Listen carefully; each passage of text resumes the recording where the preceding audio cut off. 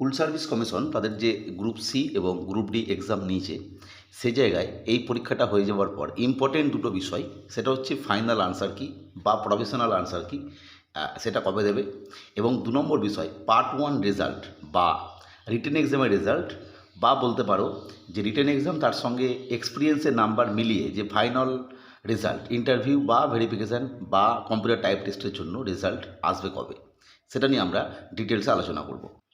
আমরা যদি প্রথমেই আনসার কিটা দেখি, আনসার কিটা মনে রাখতে হবে, এই আনসার কি মোটামুটিভাবে এই যে মাস অর্থাৎ মার্চের লাস্ট উইক থেকে এপ্রিলের ফার্স্ট উইকের মধ্যে কিন্তু এই আনসার কি এসে যাবে।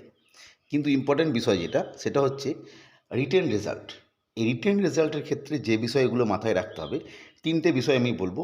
1 নম্বর হচ্ছে এই পরীক্ষার রেজাল্টটা কিন্তু অন্য পরীক্ষার মতো দীর্ঘদিন দেরি হবে না, কারণ এসএসসি বা সরকার পক্ষ চাইবে যে এই রেজাল্টটা তাড়াতাড়ি বেরোতে, কারণ বহু ক্যান্ডিডেট যারা যোগ্য তারা কিন্তু দীর্ঘদিন ধরে স্যালারি পাচ্ছেন না, তাদের স্যালারি স্টপ আছে, ফলে তাদেরকে পুনরায় তাদের চাকরিতে স্বপদে বহাল করার চেষ্টা করবেন, এই একটা বিষয়।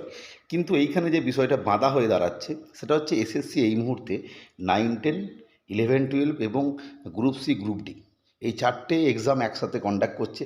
ফলে তোমরা দেখছো এসএসসি কিন্তু তাদের নোটিশে উল্লেখও করছে যে 4টে পরীক্ষা কিন্তু একসঙ্গে নেওয়া হচ্ছে।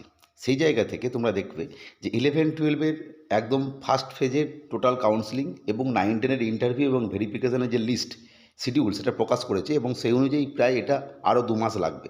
এছাড়া এখানে আরেকটা বিষয় আছে, সেটা হচ্ছে অগাস্ট মাস নাগাদ এই সমস্ত নিয়োগ প্রক্রিয়া অর্থাৎ 9, 10, 11, 12 শেষ করতে হবে আপাতত সুপ্রিম কোর্টের নির্দেশ অনুযায়ী। সেই জায়গা থেকে তোমরা নিশ্চিতভাবে থাকতে পারো যে এই পরীক্ষাটা অন্য পরীক্ষার মতো দেরি না হোক, সরকার পক্ষ চাক তাড়াতাড়ি নিয়োগ হোক। তারপরেও যেহেতু এইখানে বর্তমান সময়ে 9, 10, 11, 12-এর ভেরিফিকেশান আছে এবং পরবর্তী ক্ষেত্রে 9, 10-এর কাউন্সিলিং প্রক্রিয়া শুরু হবে, এবং 11, 12-এর পরবর্তী ফেজ অর্থাৎ সেকেন্ড ফেজ বা থার্ড ফেজ শুরু হবে পরবর্তী জুন মাসের পরবর্তী সময় থেকে বা মে মাস থেকে।